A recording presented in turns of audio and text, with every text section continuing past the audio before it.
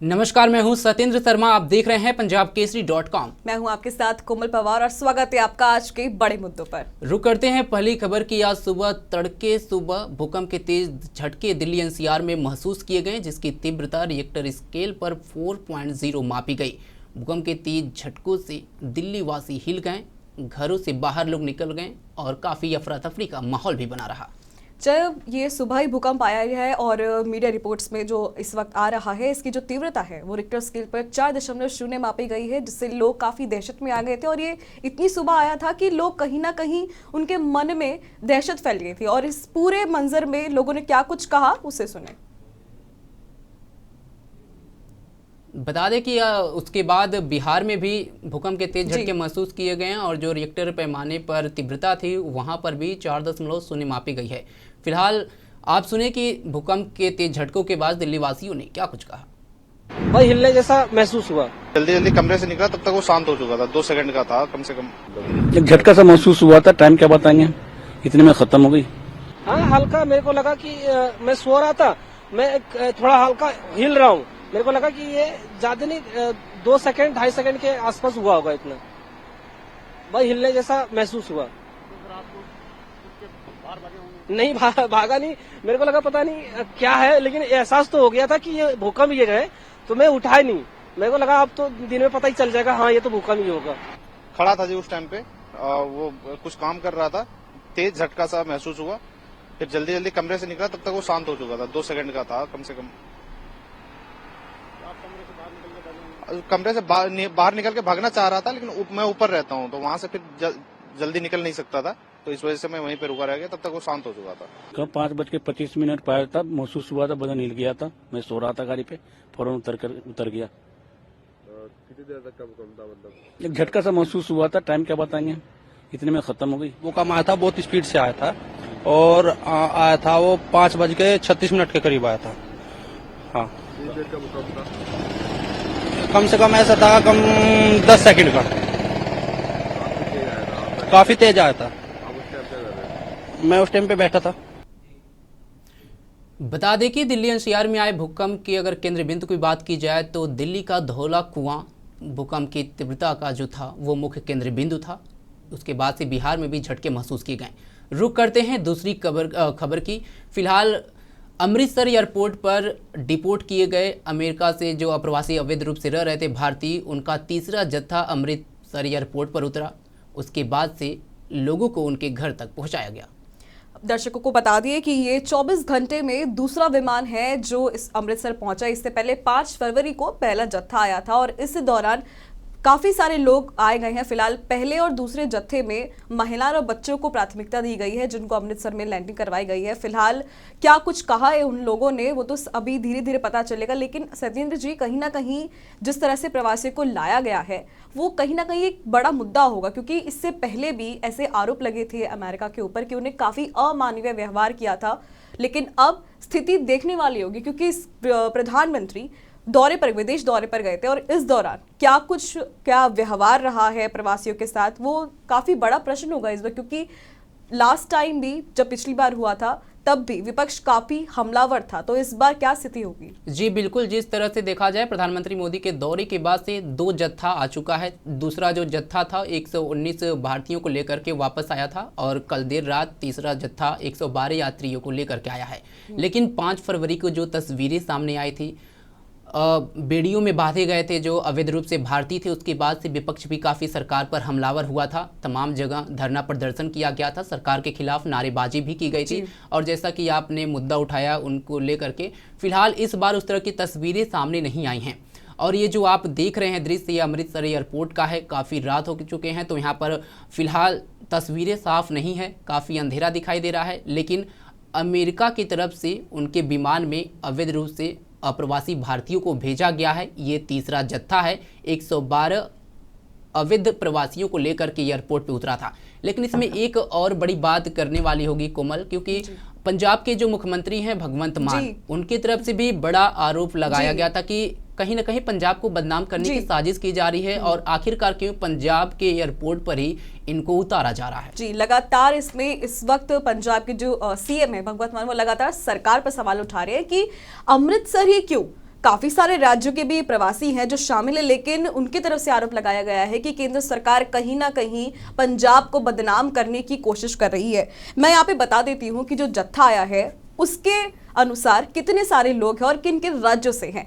हरियाणा से यहाँ पे 44 लोग बताए जा रहे हैं, गुजरात से 33 लोग बताए जा रहे हैं, पंजाब से 31, उत्तर प्रदेश से 2 और उत्तराखंड और हिमाचल से 1-1। तो कहीं ना कहीं भगवत मान का जो आरोप है सरकार पर, वो कहीं ना कहीं सिरे से खारिज होता हुआ नजर आ रहा है। जी बिल्कुल। और अगर पहले जत्थे की बात की जाए तो सबसे ज्यादा संख्या गुजरात वालों की थी, लेकिन वही तीसरे जत्थे में हरियाणा के, जैसा कि आपने 44 लोगों का जिक्र किया, इसमें हरियाणा के लग। लेकिन जो सीएम भगवंत मान सवाल उठा रहे हैं, कहीं ना कहीं पंजाब में कांग्रेस भी इससे सहमति जाहिर करते हुए दिख रही है कि आखिर पंजाब के एयरपोर्ट को ही क्यों चुना जा रहा है। हालांकि सरकार की तरफ से भी और कई बड़े नेता कह रहे हैं कि इस पर राजनीति नहीं होनी चाहिए, लेकिन जिस तरह से बेड़ियों की बात हो रही थी और इस बार जब तस्वीरें सामने नहीं आ रही हैं तो इस पर भी सवाल उठ रहे हैं कि आखिरकार क्या इस बार भी बेड़ियां बंधी हुई थी या नहीं बंधी हुई थी, आखिर तस्वीरें क्यों सामने नहीं आई। क्योंकि सत्येंद्र जी यहाँ पर तस्वीरें इसलिए भी सामने नहीं आएंगी क्योंकि अभी काफी मामला गर्म है और कहीं ना कहीं जैसे पिछली बार संसद तक के मुद्दा उठा था तो ये कहीं ना कहीं डर भी हो सकता है, लेकिन अभी इस वक्त ये रात को ही जत्था है, तो मुझे लगता है जैसे जैसे वक्त बीतेगा तस्वीरें भी साफ होंगी और जो लोग वहां से भारत लौटे हैं उनकी भी हमें जो कुछ जब उनकी प्रतिक्रिया सामने आएगी तो फिलहाल पता चल जाएगा। लेकिन इस पूरे मामले पर अमृतसर के डीसी ने क्या कुछ कहा, उसे सुने। ये ना 112 लोग आए हैं इस फ्लाइट में। अभी सबकी इमिग्रेशन चल रही है और जो भी उनकी रिक्वायरमेंट्स थी, फूड की थी, डाइपर की थी, फॉर्मूला, सारा कुछ हमने प्रोवाइड किया हुआ है, उनका प्रबंध हुआ हुआ है। घर जाने का भी उनका आगे का प्रबंध हुआ पड़ा है। सो अभी इनकी इमिग्रेशन चल रही है, अभी काफी समय लगेगा। वो आपको हम डेटा दे देंगे, इमिग्रेशन खत्म हो जाने दीजिए। लेकिन कोमल, एक और बड़ा सवाल उठता है कि कोलंबिया के अप्रवासियों को भी अमेरिका डिपोर्ट कर रहा है, लेकिन कोलंबिया सरकार एक्शन लेते हुए अपने विमान को अमेरिका भेजा और वो अपने विमान से अपने जो अप्रवासी हैं उनको अपने देश स्वदेश वापस ले रहा है। लेकिन भारत सरकार इस तरह का क्यों बंदोबस्त नहीं कर रही है? आखिरकार क्यों अमेरिकी विमान में इन अप्रवासी भारतीयों को आना पड़ रहा है? देखिए, जब दो देश मिलते हैं तो उनकी जो आपसी सहमति होती है, आपसी सहमति बनती है, तो कहीं ना कहीं ये बहुत ही रणनीतिक साझेदारी और जो उनके इंटरनल मैटर्स होते हैं उन पर ये बातचीत डिपेंड करता है। लेकिन यहाँ पर ये बड़ा सवाल है कि वो उन सारे ही अप्रवासियों को किस तरह से भारत लेके आएंगे। लेकिन राजनीतिक गलियारों में जिस वक्त शोर दिखाई दे रहा है वो कहीं ना कहीं ये जता रहा है कि प्रधानमंत्री मोदी की जो विदेश यात्रा थी वो कहीं ना कहीं काफ़ी अहम होगी। और मुझे नहीं लगता, या जो सियासी गलियारों में भी शोर है वो कहीं ना कहीं इस बात पे ज़रूर होगा कि अब जो अवैध प्रवासी आ रहे हैं वापस भारत लौट रहे, तो उनके साथ मुझे लगता है ऐसे कुछ नहीं होगा, क्योंकि कहीं ना कहीं प्रधानमंत्री का दौरा काफ़ी अहम था। अगर ऐसे कुछ ट्रंप सरकार की तरफ से किया जाता है तो शायद उसका जो खामियाजा होगा वो भविष्य में हमें और अमेरिका दोनों को शायद झेलना पड़ सकता है। जी बिल्कुल, अमेरिका नाराज भी नहीं करना चाहेगी भारत को, क्योंकि एक बड़ा व्यापारिक पार्टनर भारत है और दुनिया में अगर देखा जाए जनसंख्या की आबादी के लिहाज से तो दुनिया की नज़र भारत पर टिकी हुई रहती है। व्यापार को लेकर के सारी दुनिया की नज़र भारत, जिस तरह से यहाँ पे लोग हैं और एक व्यापार चलता है, रणनीति की तरफ से एक्सपोर्ट और इंपोर्ट का बिजनेस चलता है। लेकिन ट्रंप की नीतियों की अगर बात की जाए तो जो ट्रंप अमेरिका फर्स्ट नीति को लेकर के चल रहे हैं और उसी को लेकर के ये जो पूरा मामला था वो आगे बढ़ रहा है और अवैध रूप से जो अप्रवासी लोग उनके देश में हैं, सिर्फ भारत ही नहीं अन्य मुल्क के भी, उस पर भी कार्रवाई की जा रही है। इसको कितनी बड़ी चीज़ के रूप में देखा जाए? क्या अमेरिका में आने वाले समय में जिस तरह से आंकड़ा एक बताया गया था कि अमेरिका में लगभग 7 लाख तक अवैध रूप से भारतीय प्रवासी रह रहे हैं, जिसमें से करीब 20,000 लोगों को अमेरिकी सरकार ने यहाँ पर रखा हुआ है और एक एक जत्थे के द्वारा उनको भेजा जाएगा। तो क्या लगता है आने वाले समय में ये जो जत्थे के आने का सिलसिला है ये अभी जारी रहेगा? जी बिल्कुल, क्योंकि जब से ही ट्रंप सरकार आई है अमेरिका में, 90 के दशक से अमेरिका एक महाशक्ति के रूप में रहा है, तो ऐसे में कहीं ना कहीं ट्रंप सरकार प्राथमिकता यही रखेगी कि अपने संसाधनों पर काबू पाया जाए।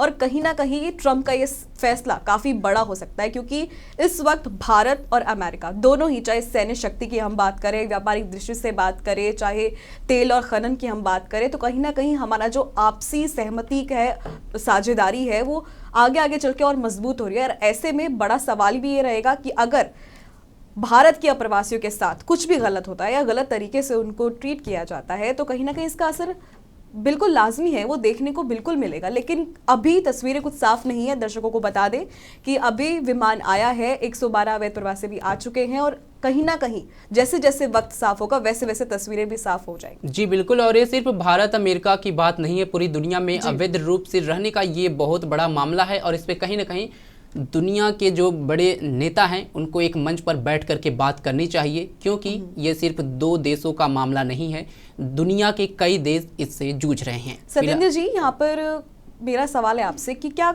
इस नीति पे ट्रम्प जो ये चल रहे हैं, क्या उनको खामियाजा उठाना पड़ सकता है इस चीज़ का? मेरे हिसाब से तो नहीं, क्योंकि अगर देखा जाए फिलहाल मतदाता के रूप में अवैध प्रवासी, उनके पास उस तरह के डॉक्यूमेंट्स नहीं होंगे कि वो मतदाता हों। गवर्नमेंट वोटर लिस्ट में तो उनके नाम नहीं होंगे और गवर्नमेंट से जो फैसला ले रही है, असीमित संसाधन किसी भी देश के होते हैं और जब संख्या बढ़ जाती है तो जो देश के नागरिक होते हैं उनको सुविधाएं मिलने में कहीं ना कहीं दिक्कतों का सामना करना पड़ता है। और ट्रम्प जब चुनाव लड़ रहे थे उसी समय उन्होंने ये ऐलान कर दिया था कि अमेरिका फर्स्ट नीति को लेकर के वो आगे चलेंगे, देशवासियों के लिए वो काम करेंगे। और जैसे ही उन्होंने शपथ लिया उसके बाद से काफ़ी एक्टिव नजर आए, टैरिफ की बात हो या अप्रवासी का मुद्दा हो जो अवैध रूप से रह रहे हैं, या तमाम बड़े मुद्दे हो, उसको लेकर के फिलहाल वो अब आगे बढ़ रहे हैं। बहरहाल अब तस्वीरें जैसे जैसे साफ होंगी वैसे में पता चलेगा कि उनको किस स्थिति में भारत पहुंचाया गया है। रुक करते हैं अब तीसरी खबर की। भारत में सबकी नज़र इस वक्त देश की राजधानी में है। आखिर दिल्ली का मुख्यमंत्री कौन होगा? चुनाव हो चुके हैं, परिणाम सामने आ चुके हैं। 27 साल बाद देश की राजधानी में कमल खिला है, वनवास खत्म हुआ है, लेकिन एक बड़ा सवाल अभी भी सबके मन में गूंज रहा है। वो सवाल है आखिरकार दिल्ली का मुख्यमंत्री कौन होगा? बीजेपी किसे मुख्यमंत्री बनाएगी? क्योंकि 8 फरवरी को रिजल्ट आ गए थे, लेकिन अभी तक बीजेपी में सीएम चेहरे को लेकर के मंथन जारी है, लेकिन अभी तक कोई भी रास्ता साफ नहीं हुआ है। जी, मैं यहाँ पे दर्शकों को बता देती हूँ कि ऐसी अटकलें लगाई जा रही है कि 19 से 20 फरवरी तक शपथ ग्रहण समारोह भी हो सकता है और विधायक दल की बैठक भी हो सकती है और जो विधायक दल का नेता होगा वही सीएम होगा। तो ऐसे में कयास लगाए जा रहे हैं कि जल्द ही दिल्ली को उसका सीएम मिल जाएगा। लेकिन यहाँ पर एक बड़ा सवाल ये है कि जो सूत्र के हवाले से खबर आ रही है, कहीं ना कहीं सत्येंद्र जी प्रवेश वर्मा का नाम है जो लिस्ट से बाहर बताया जा रहा है। क्या कुछ कहा जा सकता है इस पे?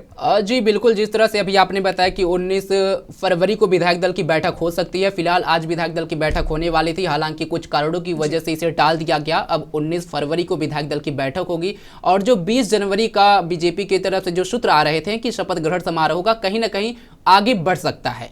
अगर 19 को विधायक दल की बैठक होती है तो 20 या 21-22 तक शपथ ग्रहण का समारोह किया जा सके। लेकिन अगर बात करें प्रवेश वर्मा की, तो वे हमेशा देखा गया है कि जो नाम चर्चा में रहते हैं वो आगे नहीं आते हैं बीजेपी की तरफ से। बीजेपी उन्हें मुख्यमंत्री या बड़ा नेता के रूप में आगे नहीं करती है और किसी ऐसे चेहरे को लाती है सामने जो मीडिया की नज़र में कहीं नहीं रहते हैं, चर्चा में कहीं नहीं बने रहते हैं। ये बीजेपी हमेशा से चौंका चुकी है। और पिछला रिकॉर्ड बीजेपी का अगर देखा जाए तो हमारे पास पिछले चुनाव में जो हुए थे 3 राज्य हैं जिसमें जिनके नाम चल रहे थे वो नहीं कहीं भटकते हुए नजर आए और एक नया चेहरा तीनों राज्य में लाया गया। मध्य प्रदेश की बात की जाए, मोहन यादव सामने आए। उसके बाद छत्तीसगढ़ की बात की जाए, विष्णुदेव साय सामने आए। राजस्थान की बात की जाए तो भजनलाल शर्मा। ये ऐसे चेहरे थे जो मीडिया में जिनका नाम कहीं पे नहीं था और बीजेपी विधायक दल की बैठक में अचानक उनका नाम सामने ला दिया गया और लोग हक्का बक्का रह गए। यहाँ पर बीजेपी नेता भी सोच में पड़ गए थे। तो कहीं ना कहीं बीजेपी हाईकमान, आला कमान से कहीं ना कहीं ये संदेश तो बिल्कुल जनता को साफ कर दिया गया है कि दिल्ली का सीएम जो भी होगा वो चौंका देगा। मैं अपने दर्शकों को बता देती हूँ कि फिलहाल सूत्रों के हवाले से जो खबरें आ रही हैं उसमें प्रवेश वर्मा का नाम लिस्ट से बाहर बताया जा रहा है। हालांकि जो आखिरी आदेश होगा वो बीजेपी आला कमान का ही होगा, लेकिन इसके अलावा जो 3 नाम है वो कभी पद रेस में काफी आगे हैं। पहला मनजिंदर सिंह सिरसा, दूसरा रेखा गुप्ता और तीसरा मैं आपको बता दूं जितेंद्र महाजन। ये 3 ऐसे कद्दावर नेता रहे हैं, हमेशा से ही नेत्री रही हैं जो बीजेपी के काफी टॉप रूप नेता में आते हैं और कहीं ना कहीं इनको दिल्ली की सीएम की कुर्सी पर सत्ता में काबिज किया जा सकता है। लेकिन जैसा सत्येंद्र जी ने कहा कि जिनका नाम मीडिया में आता है बीजेपी उन पर दाव कम ही खेलती है, जिसका उदाहरण छत्तीसगढ़, राजस्थान, हरियाणा इन सभी में देखा गया। तो ऐसे में बड़ा सवाल है कि आखिर क्या जातिगत रणनीतियों के आधार पर दिल्ली का सीएम सीएम दिया जाएगा या बिहार चुनावों को देखते हुए दिल्ली का सीएम बनाया जाएगा। तो चर्चाएं काफी हैं, लेकिन आखिरी फैसला बीजेपी हाईकमान का होगा, जो ऐसा बताया जा रहा है कि 19 या 20 फरवरी को इसका ऐलान संभवतः किया जा सकता है। जी बिल्कुल, प्रधानमंत्री मोदी अपने विदेश दौरे से वापस आ चुके हैं। जैसा कि आपने अभी फिलहाल रेखा शर्मा का जिक्र किया, शालीमार बाग से, रेखा गुप्ता का जिक्र किया, शालीमार बाग से वो विधायक चुनी गई हैं और इसके पहले वो विद्यार्थी परिषद के सदस्य भी रह चुकी हैं, लेकिन वो हरियाणा से आती हैं, हरियाणा की बेटी हैं। लेकिन अगर देखा जाए इस बार के चुनाव में जिस तरह से बीजेपी की जो महिला विधायक चुनी गई हैं, उनमें से कई नाम, शिखा राय हुई, रेखा गुप्ता हुई, ऐसे कई नाम हैं जो जिनका चेहरा सामने आ रहा है कि मुख्यमंत्री बन सकती हैं। और उसमें से एक है नुपुर शर्मा का भी नाम सामने आ रहा है, पे लगातार नाम लिया जा जो रहा है। चुनाव नहीं लड़ी हैं। देखना होगा कि क्या बीजेपी इन चेहरों पर दाव खेलेगी। इसका जो भी चर्चा, जो भी पर्दे के पीछे बात चल रही है, कुछ दिनों में फिलहाल ये साफ हो जाएगी, लेकिन अभी भी सिर्फ चेहरों पर मंथन जारी है, सस्पेंस बना हुआ है और सस्पेंस से कब पर्दा हटेगा ये अभी क्लियर नहीं है। फिलहाल 19 फरवरी को विधायक दल की बैठक होनी है, जो सूत्र से मिली खबर आ रही है, उसके बाद ही ये क्लियर हो पाएगा कि दिल्ली का अगला मुख्यमंत्री कौन होगा। लेकिन आपने बिहार का जिक्र किया, उस पर हम बात कर लेंगे। प्रधानमंत्री मोदी जब दिल्ली चुनाव परिणाम आए थे, उसके बाद जब वो बीजेपी मुख्यालय गए थे और वो जब जनता को, अपने कार्यकर्ताओं को संबोधित कर रहे थे, तो साथ ही उन्होंने पूर्वांचलियों का आभार भी जताया था। काफी अहम है जी, और खासकर उनके द्वारा ये कहा गया था कि मैं भी पूर्वांचल से आता हूं और पूर्वांचल की जनता ही मुझे दिल्ली भेजी है। याद करने वाली बात है कि वो वाराणसी से सांसद हैं जी, और दिल्ली में पूर्वांचलियों की संख्या बहुत ज्यादा है। कहीं ना कहीं पूर्वांचली वोटर भी बीजेपी के ध्यान में हैं और बिहार में विधानसभा का चुनाव भी है। कल ही नीतीश कुमार दिल्ली आए थे और इसे भी दिल्ली के सीएम फेस को देख करके जोड़ा जा रहा है। कहीं ना कहीं बीजेपी अभी इसी मंथन में जुटी हुई है। खबरों की चर्चा भले से अभी चल रही है कि कौन होगा, लेकिन बीजेपी के अंदर जो बात चल रही है वो पंजाब, बिहार और दिल्ली, तीन राज्यों को मिला करके सीएम फेस को लेकर चर्चा फिलहाल अभी चल रही है, जिसका फैसला कुछ दिनों बाद हो जाएगा। जी, तो ऐसे में देखने वाली बात होगी कि आखिर बीजेपी भविष्य में तरक्की के लिए, गति के लिए किस चेहरे पे दाव खेलती है। जैसा कि अभी सत्येंद्र जी ने बताया कि कुछ ऐसे नाम हैं जिनमें काफी चर्चा है, और पूर्वांचली की बात की जाए तो दिल्ली में पूर्वांचली वोटर की संख्या सबसे ज्यादा है, उसके बाद मुस्लिम आबादी आती है जो कि विशेष वर्ग है। तो अब ऐसे में देखना होगा कि क्या किसी विशेष वर्ग को साधा जाएगा या फिर आने वाले समय की राजनीति को साधने के लिए बीजेपी हाईकमान अपना फैसला चलती है। जी बिल्कुल, अब रुक करते हैं कल मचे दिल्ली में भगदड़ की। रेलवे स्टेशन में कल नई दिल्ली रेलवे स्टेशन अचानक देर रात भगदड़ मच गई, जिसमें 18 लोगों की जान चली गई। कई लोग घायल हैं जिनका इलाज अस्पताल में चल रहा है। रेल प्रशासन की तरफ से भी यहाँ पर बाद में पुख्ता इंतजाम किए गए, तमाम बारीकियों को समझा गया। जांच कमेटी बैठा दी गई है कि आखिरकार भगदड़ क्यों मची, इसके लिए अब कमेटी जाँच करेगी। लेकिन फिलहाल ये जो दृश्य सामने आए थे, जो फुटेज सामने आए थे और जितने भी विजुअल सामने आए थे वो काफ़ी भयावह थे। महाकुंभ श्रद्धालु जा रहे थे आस्था की डुबकी लगाने, लेकिन अचानक वहाँ भगदड़ मच गई, जिसके बाद से ये आलम हो गया कि लोग चीखते पुकारते नजर आए। तो ऐसे में बड़ा सवाल है कि आखिर गलती किसकी है। 18 मौतों का जो जिम्मेदार है वो आखिर कौन जिम्मेदार है, क्योंकि कहीं ना कहीं इस वक्त पूरे देश में आस्था की नगरी संगम में डुबकी लगाने के लिए लोगों का सत्येंद्र तांता लगा हुआ है। वो चाहे अपने व्हीकल्स हो या वो ट्रेन हो, हवाई जहाज हो, वो कहीं ना कहीं किसी ना किसी रूप में बस सफर करना चाहते हैं। और जो तस्वीरें आप देख रहे हैं वो काफी डराने वाली तस्वीर है, क्योंकि लगातार ये चीजें कही जा रही थी कि महाकुंभ है जो जल्दी खत्म होने वाला है, लेकिन उससे पहले सभी श्रद्धालुओं के मन में कि कम से कम वो एक बार जाके डुबकी तो लगा ले। लेकिन कहीं ना कहीं इसके बीच में ही रेलवे में जो डिसबैलेंस हुआ, उसकी जो मंजर था वो क्या कुछ था। वहां पर एक मौजूद कुली थे, उन्होंने क्या कुछ कहा, आप उसे सुने। कुली भाइयों ने रास्ता ब्लॉक किया, ब्लॉक करके पब्लिक को रोक के और लाश निकाली। खाई जूता पड़ा, खाई कपड़ा पड़ा, पब्लिक भच गई, एकदम दब गई नीचे। हमने खुद ने एम्बुलेंस में लोड की, 15 हमने लोड किए और आगे पता नहीं है, 15 हमने लोड किए। हमारी हालत ऐसी हो गई साहब, हमको रोज आ गए, हमने रात को खाना भी नहीं खाया। इतनी भीड़, मैंने सन 81 से रेलवे में भर्ती हूँ, यहाँ पर कुली का काम कर रहा हूँ। मैंने ऐसी भीड़ कभी ज़िंदगी में नहीं देखी। तो ये हमसा हुआ, प्रयागराज स्पेशल भेज रहे थे ये लोग, उसको 12 नंबर से चेंज 16 नंबर कर दिया। तो 12 नंबर की पब्लिक 16 पे आई और बाहर की पब्लिक जब 16 पे जाने लगी तो एकदम बच गई पब्लिक। एस्केलेटर और जीने पे पब्लिक गिर गई। कुली भाइयों को ठीक पड़ा, कुली भाई दौड़ के आए, पूरे कुली भाइयों ने रास्ता ब्लॉक किया, ब्लॉक करके पब्लिक को रोक के और लाश निकाली। हमने खुद ने एम्बुलेंस में लोड की। अच्छा, आपने लाशें खुद निकाली हैं? खुद निकाली है साहब। कितनी लाशें निकाली आपने? 15 हमने लोड किए और आगे पता नहीं है, 15 हमने लोड किए। तो किस तरह का मंजर था कि आपने जो देखा होगा? अरे साहब, खाई जूता पड़ा, खाई कपड़ा पड़ा, पब्लिक भच गई, एकदम दब गई नीचे पब्लिक दब गई एकदम। तो आपको देख के क्या लगा वहाँ पे जब आपके अरे हालत कैसे थी? अरे हमारी हालत ऐसी हो गई साहब, हमको रोज आ गए, हमने रात को खाना भी नहीं खाया, मेरी कसम अब तक खाना नहीं खाया वो हरसा को देख के। और कुली भाइयों ने हमारे 3 घंटा तक इतनी मदद करी, ऐसी है ना, पुलिस ने मदद नहीं की है, कुली भाइयों ने जो मदद की है वो। क्या प्रशासन वहाँ पे था, कोई पुलिस की तरफ से? अरे साहब, प्रशासन एक आध आज जिनको हमने फोन किया, भाई पुलिस बुलाओ। अरे भाई हंगामा मत करो, आएगी। तो वो दमकड़ आई पानी की, 3 दमकड़ आई थी पानी, आगे बुंदे सोसी का आग लग गई। और एम्बुलेंस फिर 3-4 एम्बुलेंस आई, हमने की भाई एम्बुलेंस दमारसू बुंदे हॉस्पिटल पहुंचा के कोई दस्तक किया था वो एम्बुलेंस ने, एक लाश को 2 लाशों को ले जाते रहे वो। ये घटना हमने देखी है साहब।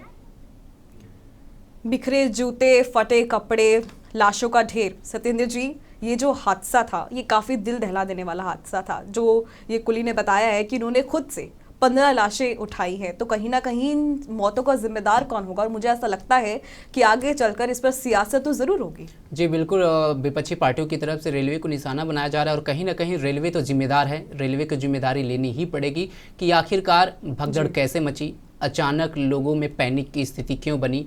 और जो दृश्य सामने आए वो काफ़ी हैरान करने वाले हैं कि जब आप किसी आस्था की डुबकी लगाने आप जा रहे हो, किसी आयोजन में जा रहे हो, आप परिवार के साथ जाते हो और उसके बाद इस तरह के जो भगदड़ मच जाते हैं उसमें लोग अपनों को खो देते हैं। और अस्पताल में भी लोगों का तांता लगा है, अपनों की तलाश में लोग फिलहाल अस्पताल में जा रहे हैं। लेकिन रेलवे प्रशासन की तरफ से भी बड़ी कार्रवाई की गई है और कुछ चीज़ों पर फैसला लिया गया है, जिसमें से सबसे बड़ा जो फैसला है, दिल्ली रेलवे स्टेशन पर अभी अगर आप जा रहे हैं तो आपको प्लेटफॉर्म टिकट नहीं मिलेगा। ये सबसे बड़ी खबर इस वक्त की है।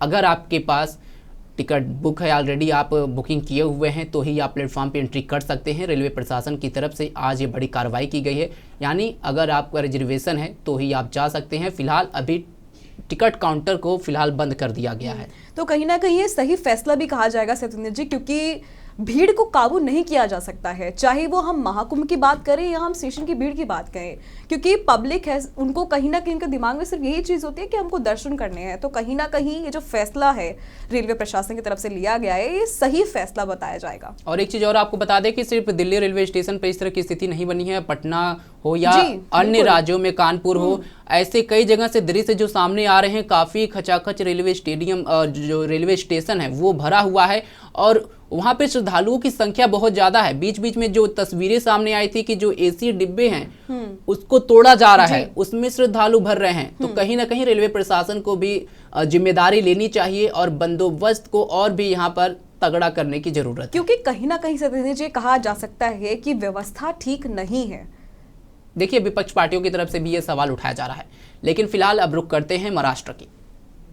लव जिहाद को लेकर के महाराष्ट्र में कानून बनने जा रहा है। देवेंद्र फडणवीस सरकार लव जिहाद पर कानून लेकर के आएगी, इसके लिए समिति की गठन भी कर दी गई है।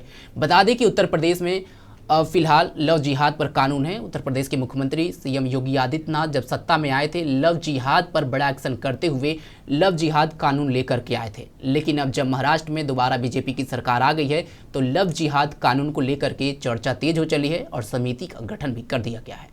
ऐसे बड़ा सवाल है सत्येंद्र जी, क्योंकि कहीं ना कहीं बीजेपी जिस भी राज्य में आती है तो वो सबसे पहले इन्हीं मुद्दों को प्राथमिकता बनाती है।